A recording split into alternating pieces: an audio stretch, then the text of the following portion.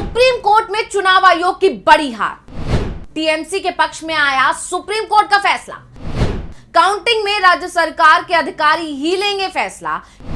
केंद्रीय कर्मचारियों पर ज्ञानेश कुमार को लेना पड़ा यू टर्न। पश्चिम बंगाल में किसी पर भी चुनाव आयोग को भरोसा नहीं है। वोटिंग कराने के लिए केंद्रीय रिजर्व पुलिस बल के जवानों को लगाया गया है और गौर करने वाली बात यह कि 2-4 हजार जवान नहीं लगाए गए हैं, बल्कि 2.5 लाख केंद्रीय बल के जवानों के सहारे चुनाव कराया गया है। और यह संख्या कितनी ज्यादा है वो इसी से समझ सकते हैं कि जब 2024 का लोकसभा चुनाव हुआ था तब पूरे देश में जो सबसे बड़ा चुनाव होता है, आम चुनाव होता है, उसमें सिर्फ 3.5 लाख केंद्रीय जवानों की जरूरत पड़ी थी। लेकिन बंगाल विधानसभा में अकेले सीआरपीएफ के 2.5 लाख जवान लगा दिए गए हैं।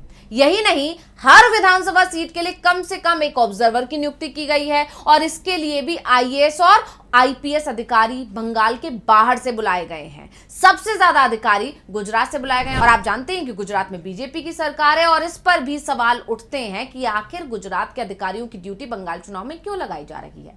टीएमसी ने तो यहां तक दावा किया कि इन अधिकारियों की बैठक केंद्रीय गृह मंत्री अमित शाह ले रहे हैं। यह बड़ी बात है कि बीजेपी के नेताओं की बैठक उन अधिकारियों के साथ हो रही है जो बंगाल में विधानसभा चुनाव करा रहे थे। तो काउंटिंग के दौरान भी चुनाव आयोग ने केंद्र के ही कर्मचारियों की ड्यूटी लगा दी। यही नहीं, रिटर्निंग अधिकारी के अधिकारों पर भी कैची चला दी। यहां तक कि ऑब्जर्वर को असीमित अधिकार दे दिए और रिटर्निंग अधिकारी बिना ऑब्जर्वर की मंजूरी के कोई फैसला नहीं ले पाएंगे। लेकिन इस मामले पर टीएमसी ने आपत्ति जाहिर की और मामला सुप्रीम कोर्ट पहुंच गया। तब चुनाव आयोग पूरी तरह से पलट गया।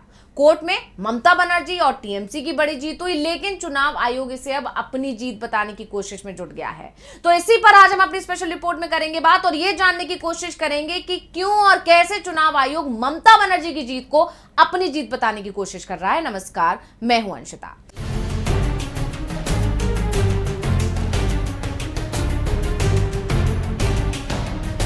पश्चिम बंगाल की सड़कों पर पहली बार वोटिंग के दिन बख्तरबंद गाड़ियां दौड़ती दिखाई दी हैं। ऐसा लग ही नहीं रहा था कि वोटिंग हो रही है, बल्कि लग तो ऐसा रहा था कि जैसे कोई जंग हो रही है। जगह जगह सीआरपीएफ के जवान दिखाई दे रहे थे।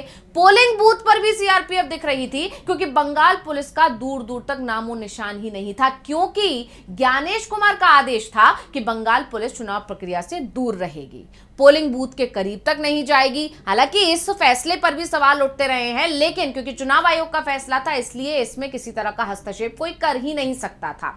चुनाव आयोग ने कहा कि हर बूथ सीआरपीएफ की निगरानी में होगा, यहां तक कि जो आसपास की गलियां हैं उनमें भी सीआरपीएफ की ही तैनाती की गई थी। और अब जब काउंटिंग होने वाली है तो उसमें भी ऑब्जर्वरों की नियुक्ति कर दी गई है। हालांकि आमतौर पर वोटिंग के समय ऑब्जर्वरों की नियुक्तियां होती रहती हैं, लेकिन काउंटिंग में भी ऑब्जर्वर, और वो भी बंगाल के बाहर के अधिकारियों की इस पद पर नियुक्ति किए जाने से राज्य के सियासी दल नाराज दिखाई दे रहे हैं और सवाल खड़े हो गए हैं चुनाव आयोग पर। साथ ही इन ऑब्जर्वरों को जो अधिकार चुनाव आयोग की तरफ से दिए गए हैं, यह मामला तो और भी तूल पकड़ता जा रहा है और इसी के चलते मामला पहुंच गया सुप्रीम कोर्ट, क्योंकि बिना ऑब्जर्वर की राय के चुनाव अधिकारी कोई फैसला ही नहीं ले सकते थे। यह नोटिफिकेशन चुनाव आयोग की तरफ से जारी कर दिया गया। यानी बंगाल की पूरी प्रशासनिक मशीनरी पर चुनाव आयोग को बिल्कुल भी भरोसा नहीं दिखा, ना बंगाल पुलिस पर, ना बंगाल कैडर के आईएएस और आईपीएस अधिकारियों पर, और ना ही बंगाल के कर्मचारियों पर। यहां तक कि केंद्र के जो कर्मचारी बंगाल में काम कर रहे हैं, चुनाव आयोग को तो उन पर भी भरोसा नहीं दिखा। अब चुनाव आयोग के इस रवैये को देखकर टीएमसी के नेताओं ने तो यहां तक कह दिया कि अगर चुनाव आयोग की चलती तब वो बंगाल के बाहर से लोगों को लाकर मतदान भी करा लेता, क्योंकि बंगाल के लोगों पर उसे वोट देने पर भी भरोसा नहीं होता। बंगाल के लोगों को वोट ही नहीं डालने देता। वैसे एसआईआर के नाम पर चुनाव आयोग ने 90 लाख लोगों को वोट डालने से रोक भी दिया। ज्यादातर वोटरों के मामले की सुनवाई अभी भी ट्रिब्यूनल में चल रही है। अब उनके पक्ष में फैसला आ भी जाता है तब भी वो लोग विधानसभा चुनाव में वोट तो नहीं दे पाएंगे, और यही कारण है कि टीएमसी को बार बार कोर्ट जाना पड़ रहा है। और जब मामला काउंटिंग को लेकर आया तो इसमें रिटर्निंग अधिकारी से भी ज्यादा ताकतवर जब केंद्र के ऑब्जर्वर को चुनाव आयोग ने बना दिया तो इससे चुनौती देनी ही पड़ी टीएमसी को। और सबसे बड़ी बात यह है कि सुप्रीम कोर्ट में मामला पहुंचते ही चुनाव आयोग ने पूरी तरह से मामले पर यू टर्न ले लिया। तो पहले हम आपको बताते हैं कि चुनाव आयोग का वो क्या आदेश था जिसके खिलाफ टीएमसी सुप्रीम कोर्ट पहुंची। बता दें, चुनाव आयोग ने 13 अप्रैल को एक सर्कुलर जारी किया था जिसके अनुसार मतगणना की हर टेबल पर सुपरवाइजर या असिस्टेंट में से कम एक कर्मचारी केंद्र सरकार या पब्लिक सेक्टर यानी पीएसयू का होना अनिवार्य है। टीएमसी का आरोप है कि केंद्र सरकार के कर्मचारी बीजेपी के प्रभाव में काम कर सकते हैं, इसलिए राज्य सरकार के कर्मचारियों की भी नियुक्ति की जाए। टीएमसी ने यह शिकायत चुनाव आयोग से भी की थी। अब यह मामला सुप्रीम कोर्ट पहुंचा तो सुप्रीम कोर्ट में टीएमसी की तरफ से कपिल सिब्बल ने क्या कहा, जिसके बाद चुनाव आयोग ने अपने ही फैसले से पलटी मार दी, तो वो भी सुन लेते हैं। सिब्बल ने दलील दी कि 13 अप्रैल को जिला चुनाव अधिकारियों को नोटिस जारी किया गया, लेकिन हमें इसकी जानकारी 29 तारीख को मिली। हमें यह बात समझ में नहीं आ रही है कि चुनाव आयोग ये क्यों मान रहा है कि हर बूथ पर गड़बड़ी होगी। उन्हें यह अंदाजा या जानकारी कहां से मिली, ये बेहद चौंकाने वाली बात है। सबसे बड़ी बात तो यह है कि चुनाव आयोग ने पहले से ही हर टेबल पर केंद्र सरकार का एक अधिकारी, जिसे माइक्रो ऑब्जर्वर बनाया गया है, उसे नियुक्त कर रखा है।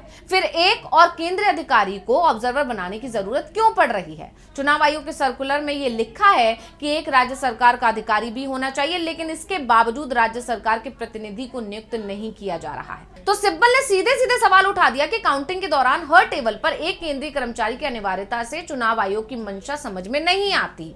सिब्बल की दलीलों से चुनाव आयोग बुरी तरह से घिरता दिखाई दिया। हालांकि इस मामले को लेकर सुप्रीम कोर्ट की तरफ से यह जरूर कहा गया कि कर्मचारी केंद्र का हो या राज्य सरकार का, चुनाव आयोग किसी को भी नियुक्त कर सकती है, ये उसका अधिकार है। लेकिन चुनाव अधिकारी की ताकत को बाईपास करने की कोशिश में ज्ञानेश कुमार बुरी तरह से फंसते दिखाई दिए, जिसके बाद चुनाव आयोग के वकील ने सुप्रीम कोर्ट में पलटी मार ली और आयोग की तरफ से पेश वरिष्ठ वकील दमा शेषाद्री नायडू ने कोर्ट में कहा, रिटर्निंग ऑफिसर के पास ही मतगणना प्रक्रिया की मुख्य और सर्वोच्च शक्ति होती है और मतगणना के दिन हर बूथ पर तैनात रहने वाला रिटर्निंग ऑफिसर राज्य सरकार का कर्मचारी ही होगा। रिटर्निंग ऑफिसर के पास ही पूरी प्रक्रिया की निगरानी और रैंडम तरीके से मतगणना पर्यवेक्षकों के चयन की प्रमुख जिम्मेदारी होती है, यानी मतगणना पर्यवेक्षक की तैनाती राज्य सरकार के अधिकारी की तरफ से की जाएगी। चुनाव आयोग की तरफ से टीएमसी की आशंकाओं को गलत बताते हुए कहा गया है कि आरओ राज्य का होने के कारण नियंत्रण राज्य मशीनरी के पास भी रहेगा।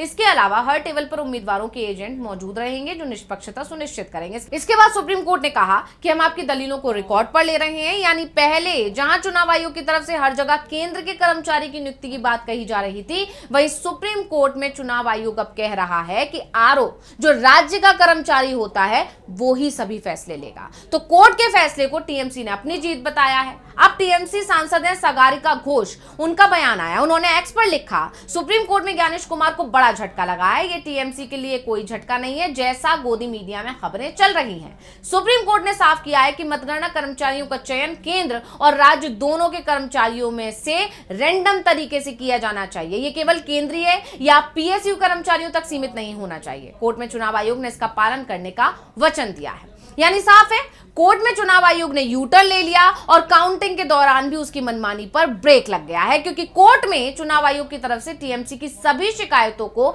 निराकरण करने की कोशिश की गई। ये भी कह सकते हैं कि टीएमसी जो चाहती थी कि सुप्रीम कोर्ट में चुनाव आयोग ने उसे मान लिया है, इसके बाद सुप्रीम कोर्ट ने भी इस केस को खत्म कर दिया और कहा कि हम कोई आदेश जारी नहीं कर रहे हैं। अब क्योंकि टीएमसी की बात चुनाव आयोग ने मानने की बात सुप्रीम कोर्ट में कह दी है, ऐसे में बीजेपी के अंदर जरूर चिंता दिखाई दे रही है और यह साफ हो गया है कि चुनाव आयोग नहीं बल्कि जीत टीएमसी की हुई है सुप्रीम कोर्ट में। तो स्पेशल रिपोर्ट आपको कैसी लगी हमें कमेंट करके अपनी राय जरूर दीजिएगा। इसी के साथ मुझे दीजिए इजाजत। देखते रहिए टीवी लाइव। नमस्कार।